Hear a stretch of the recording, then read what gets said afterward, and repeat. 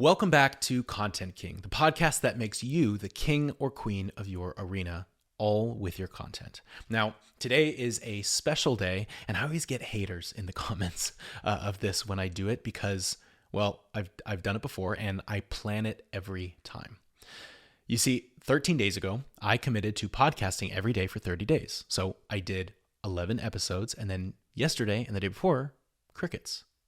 Now, I know not all of you are waiting on the edge of your seat, for my episodes to come out, but I know that some of you were looking for a new episode because I got almost 10 DMs saying something to the tune of, "Hello, anybody home?" Or one was, "I thought you said you were going to do 30 days in a row. Looks like you fell flat on your face," quote, end quote. And I do this with love, but I do it very intentionally.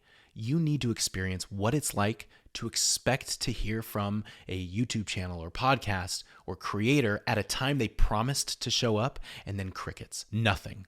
You feel let down, you feel like they didn't hold up their end of this unspoken bargain, and you might even write them off altogether. Now, when someone betrays you, it's the ultimate act of evil that you can do to someone, right? So even in small doses like this, it doesn't feel good. Imagine going back to when Friends or The Office was coming out with episodes consistently. Anyone knew that they could turn on their TV at, 8, 7 Central, and boom, their favorite show would be there waiting for them like an old friend. Could you imagine the chaos that would ensue if 1 week they just didn't publish an episode? No warning, no news release, no nothing. People would have been so freaking pissed. The show would have lost trust in almost every viewer, and every time it almost came back the next week, people would say, "Man, I wonder if it's actually going to show this week," right? And that's just missing one episode. Could you imagine if the Bachelor Tell-All episode just didn't air, or the Super Bowl? And I'm really not exaggerating here, because the truth is, you are somebody's comfort TV. You are somebody's primetime sitcom.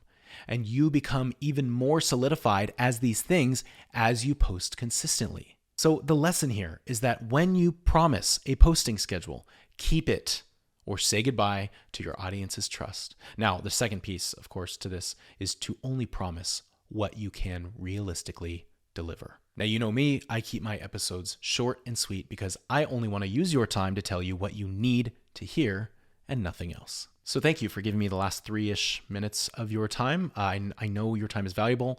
If you haven't left a review for this podcast, I would love to hear your voice. And as always, get out there and become the kings and queens of your arena. See you tomorrow.